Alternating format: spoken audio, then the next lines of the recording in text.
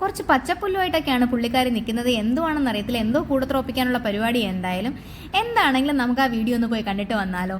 അപ്പോൾ അതേ കയ്യിലിരിക്കുന്ന ആ ചീര എന്ന് പറയുന്നത് മേത്തിച്ചീര എന്നാണ് അറിയപ്പെടുന്നത്. മേത്തിച്ചീര എന്ന് പറഞ്ഞു കഴിഞ്ഞാൽ നാട്ടിൽ ഉലുവ ചീരയാണ്, ഉലുവയുടെ ചീരയാണ്.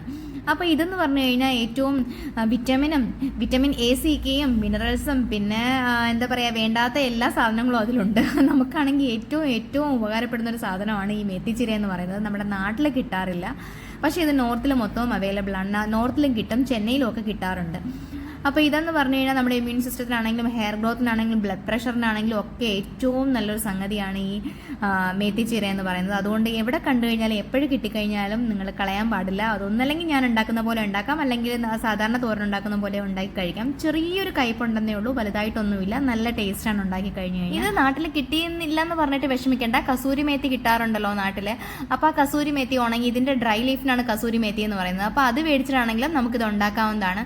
ഇതിൽ വീണ്ടും ഞാൻ പറയുകയാണ്, വിറ്റാമിനും മിനറൽസും ആന്റി ഓക്സിഡൻസും ഒക്കെ നിറയെ ഉണ്ട്. അപ്പോൾ ഇത് ധാരാളമായിട്ട് നമുക്ക് കഴിക്കാൻ പറ്റും. ഞാൻ എന്തായാലും കുറച്ച് മേത്തി പറാട്ട അതിന് വേണ്ടിയിട്ട് ഞാൻ കുറച്ച് ഗോതമ്പ് മാവ് എടുത്തിട്ടുണ്ട്. ഗോതമ്പ് പൊടിയിലേക്ക് ഞാൻ കുറച്ച് അരിഞ്ഞു വെച്ചേക്കുന്ന മേത്തി എടുത്ത് അങ്ങോട്ട് ഇട്ടിട്ട് അതിലേക്ക് പൊടികളായ മഞ്ഞൾപ്പൊടി, മല്ലിപ്പൊടി, മുളക് പൊടി, ഉപ്പ്, കായ്ച്ചിറക്ക്, പിന്നെ ഇഞ്ചി വെളുത്തുള്ളി പേസ്റ്റ്, കുറച്ച് തൈര്, പിന്നെ ചാറ്റ് മസാല വേണമെങ്കിൽ ചാറ്റ് മസാല, ഇത്രയും കൂടി ഇട്ടിട്ട് വെള്ളം ഒഴിച്ച് നന്നായിട്ട് അങ്ങോട്ട് കുഴയ്ക്കുക.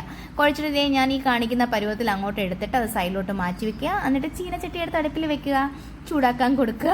എന്നിട്ട് ഇതങ്ങോട്ട് ചെറിയ ഉരുളകളാക്കി എടുത്തിട്ട് മാവിലേക്ക് അങ്ങോട്ടും ഇങ്ങോട്ടും ഇട്ടൊന്ന് മുക്കിയിട്ട് അതിനെ അങ്ങോട്ട് നന്നായിട്ട് പരത്തിയെടുക്കണം. അല്ലെങ്കിൽ അതിലെല്ലാം ഒട്ടിപ്പിടിച്ച് നാറും. അപ്പം നന്നായിട്ട് പരത്തിയെടുത്തതിന് ശേഷം ചട്ടി ചൂടായോ എന്ന് നോക്കിയതിന് ശേഷം മാത്രമേ ഈ മേത്തി പറാട്ട ഇടാൻ പാടുള്ളൂ. അപ്പം നമ്മൾ ചട്ടി ചൂടായതിന് ശേഷം നമ്മൾ മേത്തി പറാട്ട അങ്ങോട്ട് ഇട്ടിട്ട് അതിനെ ഒരു സൈഡ് വേവിക്കണം. പിന്നെ അത് കഴിഞ്ഞിട്ട് തിരിച്ചിട്ട് അടുത്ത സൈഡും വേവിക്കണം. എന്നിട്ട് വീണ്ടും തിരിച്ചിട്ടതിന് ശേഷം അതിൻ്റെ മുകളിലേക്ക് നന്നായിട്ട് നെയ്യ് അങ്ങോട്ട് വാരി വിതറണം.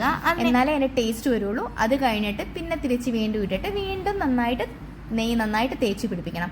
ആ നെയ്യുടെയും മേത്തിയുടെയും ഇതെല്ലാം കൂടെ വരുമ്പോഴത്തേക്കും നല്ലൊരു ടേസ്റ്റാണ്.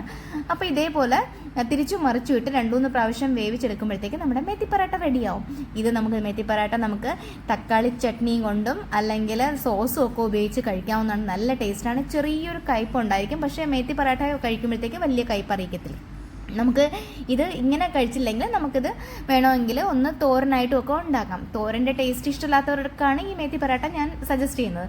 എന്തായാലും അപ്പോൾ കസൂരി മേത്തി വെച്ച് ഇതുണ്ടാക്കാമെന്ന് ഞാൻ പറഞ്ഞു കഴിഞ്ഞല്ലോ. എന്തായാലും ഇതെനിക്ക് വളരെ ഇഷ്ടപ്പെട്ടൊരു വിഭവമാണ്. എന്തായാലും ഞാനിത് കഴിക്കുകയാണ്.